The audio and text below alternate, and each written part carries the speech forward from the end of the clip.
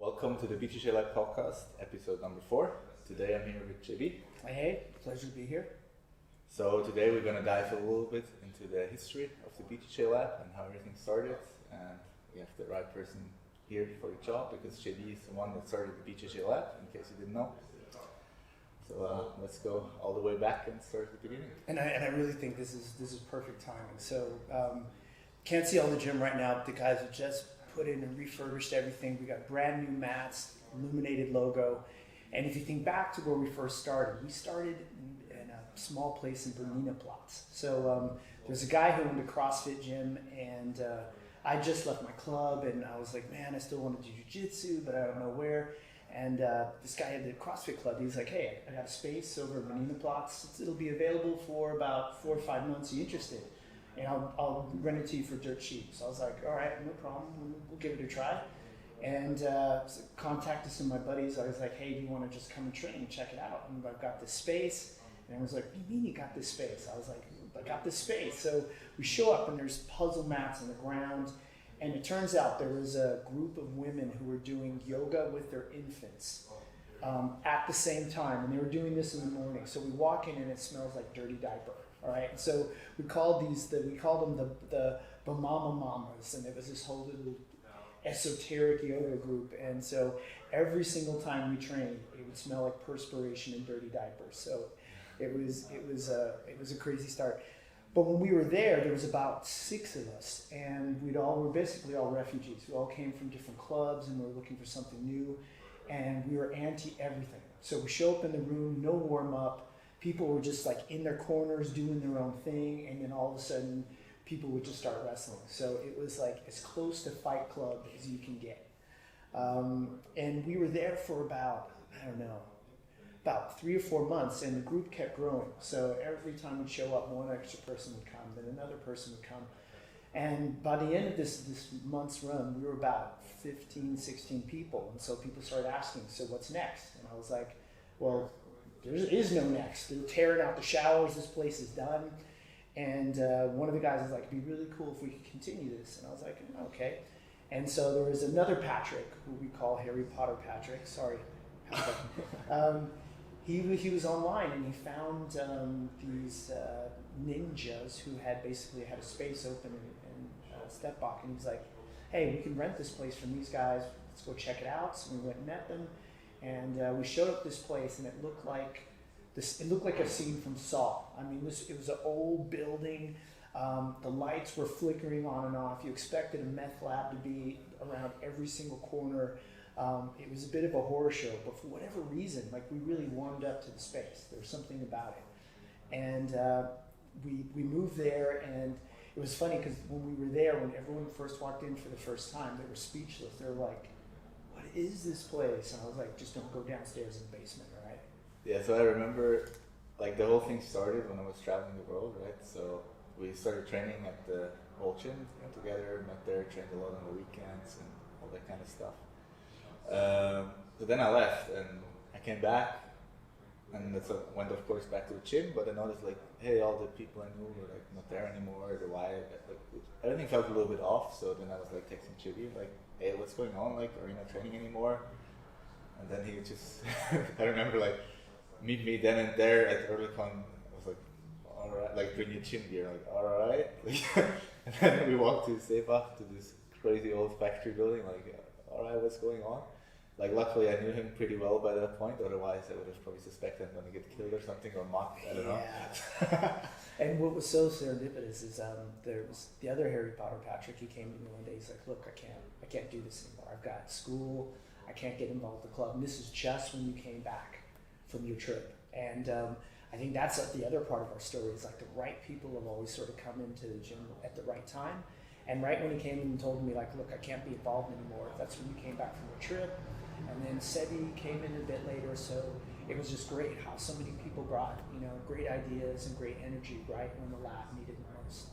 And I remember when you first came, we still had this problem of we didn't want structure. And you're like, hey, we've got new people coming in all the time. We need to actually have a regimented normal warm-up. And I know at first I was like, no, we can't. But we literally had people who had never done jiu-jitsu before. So that was fantastic. And Even before that, it was just like Fight Club. Basically, if you wanted to join the lab, somebody would bring a friend. We'd roll with them for a bit. We'd all sort of talk to each other on the side and go, "What do you think?" You know, they were being horse traded, and then if you passed all those tests, then you were in. So, yeah, it was even bizarre just to come and roll. You know, so I thought that was really, really funny. And it wasn't until some other members came in, they're like, "Hey, you guys can't really horse trade people. You have to start inviting people in and being more open." So that was another step we took towards, you know, just like, okay, it's about jiu-jitsu, not about, you know, who knows who. And that was another sort of barrier that got broken down, and we became much more inclusive. Yeah, but I think it was really good that we had that in the beginning, because it formed like the core group, right? So like there was a really good vibe, and we kept it going till now. I think like the kind of people you start out with really shape the club.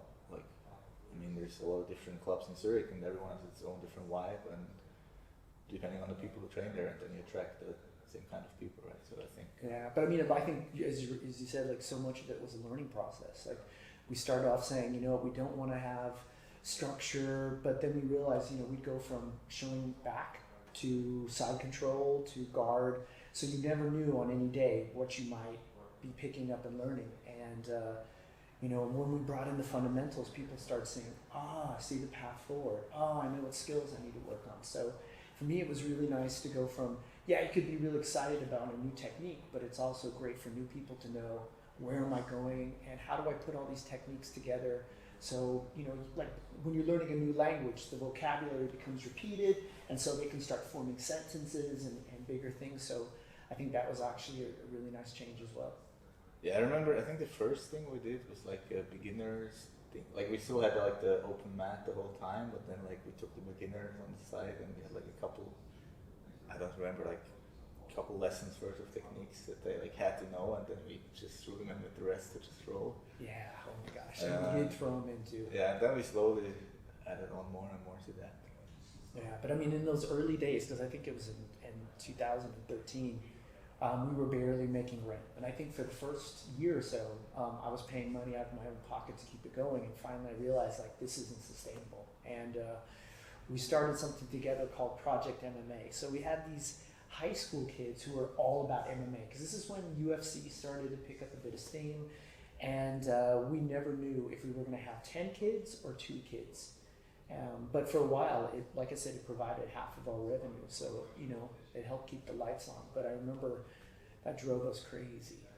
Yeah, there were some interesting people training. Yeah, there were sure. some very funny interesting stories. people.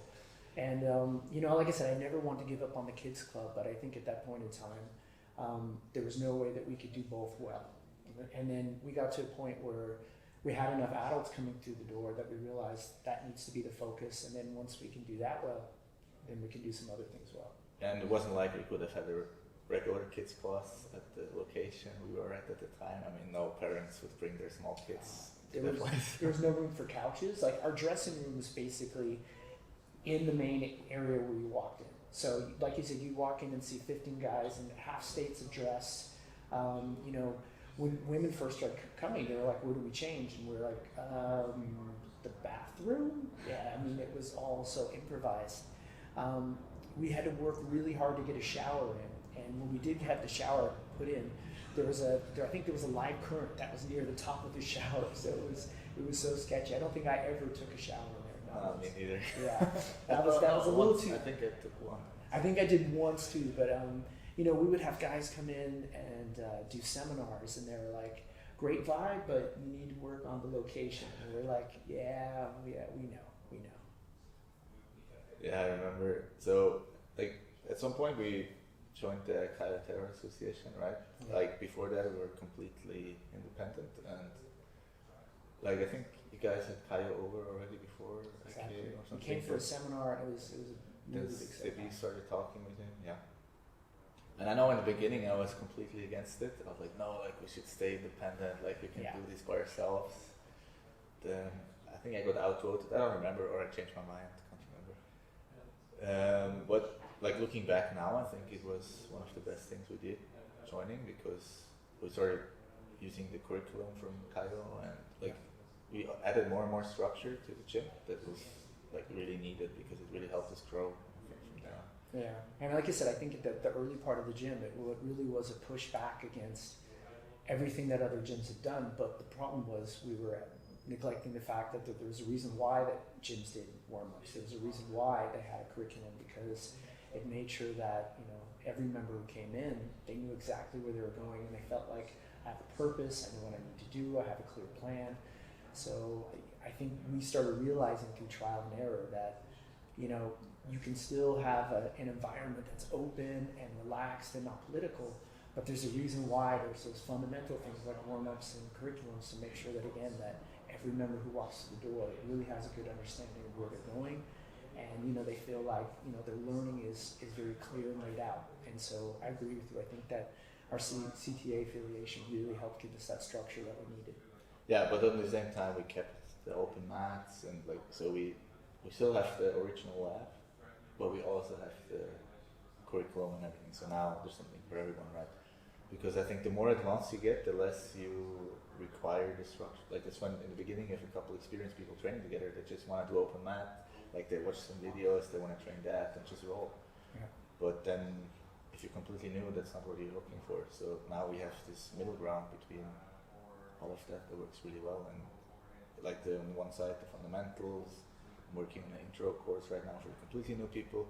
Then we have the advanced, which is a little bit more varied. So they're like, we also have the video library for everything. So the more advanced people, they can just like focus on the topic for a while. And then there's all the open mat slots where you can just do whatever you feel like doing. So I think we found a really cool like model for a gym that works really well for us. Yeah, and I think through that growth, there were some neat things that came. Because I remember when we first had open mats, it was basically an hour of just people going crazy, you know, and sometimes too tired to even train afterwards. And then slowly people started realizing it's not just about coming in and wrestling for an hour, but it's actually drilling your technique so you can get better. And so there was a cultural change in the club of people who said, oh, you know what, open mat isn't just a place where I brawl for an hour, but there should be some purpose to it other than just, you know, me coming in and trying to, you know, grab everybody and go nuts for an hour. So I think that was also a really good change too. Yeah, I remember it was, I think NA was kind of the driver. Yeah. Like, we haven't seen him in a while, so NA, if you're listening, come back. Well, he got a girlfriend, so yeah, you know how it goes. Well, anyways, so NA like improved a lot really quickly when he was training, and he was always using the open mat to drill. I think he started with Sedi and then me and some other people.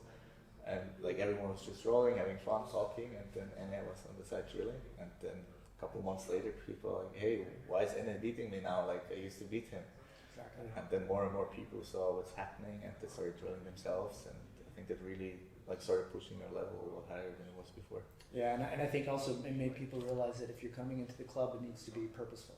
And so, you know, we would have people who would just come in and roll, and there's some great cardio value to that. But there was also people on the sides, and we used to call it the JiuJitsu Cafe, and they would spend their time, you know, half the open mat just talking. And that was well, we still have that. Yeah, we still have that. That didn't go away. But you did. But like I said, I think there was a larger group of people. And like, there's nothing wrong with it. Like, it all depends what you want to get out of a training session. Like, it's totally fine to come and socialize with people and enjoy the evening. But if you're there to get better and you spend all the time talking, then of course that's not matching. But like, there's no right or wrong. Like, you can do whatever you want to do, I think. Yeah, but I think too was one of those, sometimes you feel like if I'm going to the gym, progress is happening. And I think when you were looking around, you're realizing, okay, if I'm really trying to improve, I see people who have the blueprint to do that, which is, you know, I got to drill and I've got to work on stuff, as opposed to, you know, I've rolled for half an hour and hung out for half an hour, and I'm realizing, you know, why isn't my game getting better? You lack that purpose. And I think, you know, that I think was a big cultural shift too. So people realize that, you know what, if I want to get better, I can be more efficient in some ways, or I can relax and have a good time. But they saw what were really the steps to help do that. And I think that was really, really key. Yeah. And I don't remember too that, remember promotions, we had no stripes, right? Oh yeah, that's for a long time. No stripes. So, you know, we had white belts were there, and they had no idea when they were going to get, you know, a promotion. The promotions would come out of the blue. It was definitely the Wild West. And it's been so great now just to see the stripes come in and the progression. And now people see that, you know, on a regular basis, if you're coming in and putting the time in, that happens.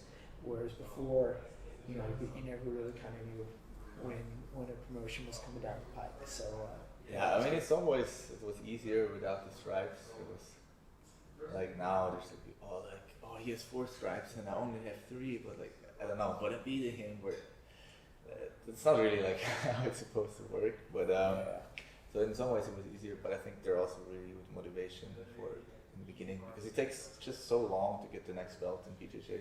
Exactly. Like you start and you're like, all right, I want to get that blue belt, but then months go by, years go by, and so if you have those small steps in between, that definitely helps. Like, and I also think like for transparency, because you know if you're a white belt no stripes, and you're like, is my blue belt going to come in 1 year, 2 years? How close am I? So I get that question all the time, like, you know, hey, how close am I? I'm all, just keep working, just keep working. You know, if you're trying to, you know, get better, that's not that motivating because you're like, you don't know what that means. And you're always looking around the gym to sort of gauge where that is. And at least with the stripes, you know that, all right, I can see a progression. It may not be as fast as I like, or sometimes some people may feel it's too fast, but at least they see that growth happening incrementally as opposed to, you know, it just jumps really quick. Yeah, so let's go back to the old place. I just remember, like, we had like every year there's an affiliation camp from the Karatero Association, and I remember we went there, and I think I was working there on the website when I was there, so I was showing a website to a couple of people, and we had those pictures of like how to get to the gym on the website, and like literally everyone that I showed this to, like all the other gym owners are like, what? Like, how do you have any members? Like, you come into the door with the graffiti everywhere, walking up the narrow staircase with no light, and then through the hallway, and yeah, that was so funny. Like, but for some reason by that time we had a pretty decent member base, like compared to some of the other affiliates, even though like everything else was so on spot that we could like afford to have such a shitty location. Yeah, and I think what happened was because everything else was so bad, we had to make the one thing that we couldn't control good, which was the culture. So even though when people got there, they were like, man, I can't believe, like, it was amazing to get here, but they were welcomed. You know, everybody was really cool. No one felt like, oh, there's someone trying to tear my head off. Everybody was sharing what they learned. So I think that was really the key thing, was that everyone said, you know what, we're not a huge fan of the location, but we love how cool and how welcoming and how open everybody is. And I think that was really one of the key things in our DNA that's made us special, is just that people felt really welcome to come. And, you know, they were always greeted warmly, and, you know, we'd say, yeah, just go say hello to everybody.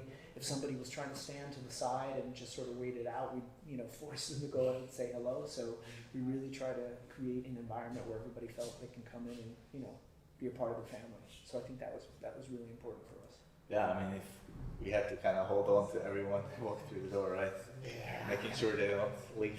Yeah, that's true too. I mean, but I think that was really, you know, some of the key things that we really just focused on. And even today, you know, that's what thing everyone remarks to me. They're like, yeah, I just love the environment here. Like, everyone's so chill, and, you know, I always feel welcome here. And, you know, I think that's really the big thing. Yeah, so now we moved to this new location here. And that's when it like really started to explode. I think it was crazy. Like the first couple of months, it just kept up. Like now you can finally bring your friends without having them be like scared. That was the other thing. Like, I mean, a close friend, yeah, you can kind of bring to a place. But if you don't know one that well, like, would you really like bring him to an old factory building somewhere out of nowhere? Yeah, and I mean, half the time, like, the area would fill with bags because everybody was too sketched to leave their stuff outside because you couldn't see who was out there. We had cross traffic coming in all the time. You never knew who was sort of walking through the building. The people who parked, half the time they couldn't find parking, or they would park illegally. I mean, there was always some drama with our facility. Yeah, I mean, but then there were the dead animals. Like there was like a dead bird laying around somewhere, and I think, I don't know for how long. And there was always a bit of like bird droppings that would end up on. Yeah, sometimes a bird got inside and like was just chilling in the gym. Yeah, I think the worst was when we bought these rings, and you decided to go ahead and help out. So you got this ladder, and you get up there, and this building had asbestos in the ceilings. All right, so you're up there hanging these rings. There's dust everywhere, you know, and Harry Potter Patrick's like, man, dude, that's asbestos, man. Don't go up there. Remember that was super sketchy. Yeah, I'm not sure if it was. I hope it wasn't. I like to think it wasn't. Yeah, but I mean, look, this building, and like in the bathroom, they had some pictures of these old Swiss guys who were building automobiles back in the day. And this is when MFO and Ehrlicher was still, the Fabrik was still making stuff. And you see these Swiss guys, big, you know, handlebar mustache. They all look like Yoda's hardly. So this building is really, it was an historic building. So I hate to tell you this, but I think that was asbestos. Yeah. What else did we have? Yeah, you remember the winters when the heating didn't come on? I mean, it was a building of extremes. It was either in the summer we would bake, and we had to pull these old, like, I don't know if they were drapes or mats. I don't know where the stains on them came from, but we'd pull them down, the sun covers. Yeah, God, they may have been early murders that happened in the building. Who knows what those covers were? But yeah, we were either too hot or too cold. Yeah, then like I remember being so cold sometimes, like you couldn't stand on the mats because like it was just from the concrete and everything was super cold from below. So we were like in the warm up, like pumping, like you try to keep the ground contact like as minimal as possible because the feet just hurt. Yeah, we had these high heaters, and we used to send Sebi up to turn them on because he was the lightest in the gym. Oh, yeah. So we basically have to boost him up. He would crawl up the side of the heater, turn it on, jump back down. So yeah, that was basically how we had to control the heating. It was interesting. And there was a temporary wall that was on the outside. There was one time I think the boys nearly took that down. So we were hanging some stuff on there. So yeah, that was always an accident waiting to happen to see the whole gym fall in. But yeah, we somehow made that place work. And this place looked like the lair of the girl with the dragon tattoo. It had like dragon logos. There was a Muay Thai group that had their logo up there. Our logo was up there. I mean, it was just a hodgepodge of different looks. Yeah, those were good days. Yeah, I guess that kind of I think that's our the story. old place. I just want to say, man, I'm just so proud of what you guys have accomplished in this building. I mean, it's hard, you know, getting a new gym off the ground, and what's so great is you've taken the best of the old lab and just put it in a new space, and I think that explains, you know, I think why people have reacted so well, because there's the good feelings, but actually clean showers, space to change, and, you know, great mat space. So yeah, still working on it. There's a lot of plans for this space. But like I said, there's always incremental small things that I think make the gym better every day, and in the end of the day, that's what I think everybody's looking for. So yeah. Well, it wouldn't be possible without all those years you've put into the whole thing. Like I know you never planned to like start a gym; it just started as a small training group. But like I mean, once Eddie and me, Jonas, like started to take over, like the groundwork was already there. Like we didn't have to start from zero. Yeah, but I think what's so nice is we made so many mistakes in those days. It was nice because now, at least when we moved into this place, there's already, you know, pitfalls that you can say, you know, we can avoid this because we had that sort of proving time to figure out what worked and what didn't. Yeah, I was really surprised how well everything went. I thought like it would like at least hit some problems, but everything's been super cool so far. And fingers crossed, hopefully we'll stay like this. Yeah, so I'm looking forward to come back for episode 50 when you guys have 3 locations in Zurich and I get to tell these old stories again. So yeah, that'd be fantastic. All right, cool. Thanks for sharing all the cool stuff with us. Thanks for having me. Appreciate it. I think if you guys want to check out, like if you haven't been there in the old days, you can check out the photos on Instagram, or like there's some old videos and photos from the old location. Like we didn't show like the really bad stuff, so that I'll have to see. Maybe I can find something somewhere, but. Like what you see is like the pretty side of things, so you can imagine how bad it really was. Yeah. So thanks again for having me, man. All right, thanks.